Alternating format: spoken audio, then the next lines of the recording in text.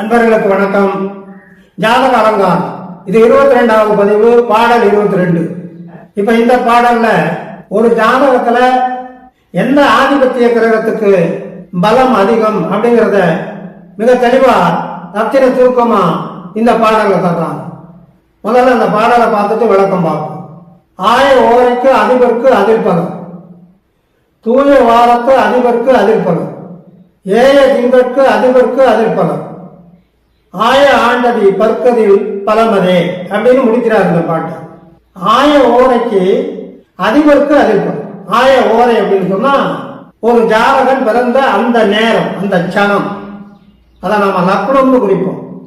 அந்த ஜனம், அந்த லக்னம், அந்த லக்னத்து அதிபருக்கு அந்த லக்னத்துக்கு உண்டான காலகத்துவங்கள் எல்லாம் என்னென்ன ஜாதகங்கள் கொடுக்கணுமோ அதை கொடுக்கக்கூடிய அதிகாரம் இருக்கு.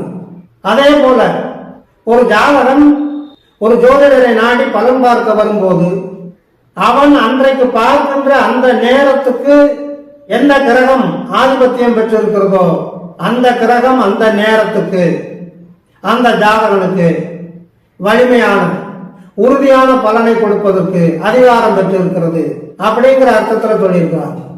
ஆய ஓரைக்கு அதிபருக்கு அதிர்பலம், தூய வாரத்து அதிபருக்கு அதிர்பலம். தூய வாரம் நாள்னு எடுத்துக்கிறோம். இப்ப இன்னைக்கு நாம வெள்ளிக்கிழமை பேசுறோம்னு சொன்னா இந்த வெள்ளிக்கிழமைக்கு இந்த கிழமைக்கு அதிபதி யாருன்னு சொன்னா சுக்கிர பகவான். ஆக இன்னைக்கு நாள் முழுவதும் சுக்கிர பகவான் நம்முடைய ஜாதக ரீதியா என்ன ஆதிபத்தியம் வாங்கியிருக்கோ அதனுடைய பலனை தருவதற்கு அதிகாரம் கொண்டவராக இருப்பார். நல்ல பலனா இருந்தாலும் தீய பலனா இருந்தாலும் நம்மளுடைய ஜாதகத்துல விதித்த விதியின்படி அவர் வழங்க வேண்டிய பலனை இன்னைக்கு சுக்கிர பகவான் வழங்குவார் அப்படின்னு அர்த்தம். தூய வாரத்து அதிபருக்கு அதிர்பலம், அந்த கிழமைக்கு அதிபதி கிரகம் யாரோ அந்த கிரகத்துக்கு பலம். ஏய திங்கட்கு அதிபருக்கு அதிர்பலம். ஏய திங்கள் பாதுகாப்பை வழங்கக்கூடிய மாதம். இப்ப நாம பேசிக்கிட்டு இருக்கக்கூடிய இந்த மாதம்ங்கிறது தமிழ் மாதம் புரட்டாசி. அப்ப இந்த புரட்டாசி மாதத்துக்கு அதிபதி கிரகம் யாரு? கன்னி ராசியில சூரிய பகவான் இருக்கிற காலம் புரட்டாசி மாதம். அப்ப கன்னி ராசிங்கிறது புத பகவான் கூடிய காலம்.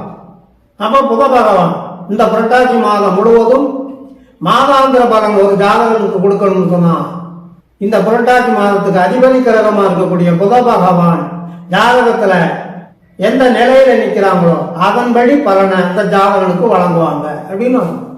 ஏய திங்கட்கு அதிபருக்கு அதிர்பலம், ஆய ஆண்டு அதிபருக்கு அதிர்பலம் அதே. அப்ப ஒரு வருடம் முழுவதும் நாம பார்க்கணும்னு சொன்னா இப்ப நாம பேசிக்கிட்டு இருக்கக்கூடிய இந்த வருடம்ங்கிறது விஸ்வாவசு வருடம். அப்ப இந்த விஸ்வாசு வருடத்துக்கு அதிபதியா எந்த கிரகம் ராஜாவா வருதோ அந்த கிரகம் இந்த ஆண்டு முழுவதும் ஜாதகனுக்கு நல்ல அல்லது தீய பலனை வழங்க அதிகாரம் உள்ளவராக கடமைப்பட்டவராக இருக்கிறார் என்பது இதனுடைய அர்த்தம். அப்ப இந்த ஆண்டுக்கு, அதாவது விஸ்வாச ஆண்டுக்கு ராஜாவா வர்றவர் சூரிய பகவான் தான். அப்ப இந்த ஆண்டுக்கு அதிபதி கிரகமா இருக்கக்கூடியது சூரிய பகவான்.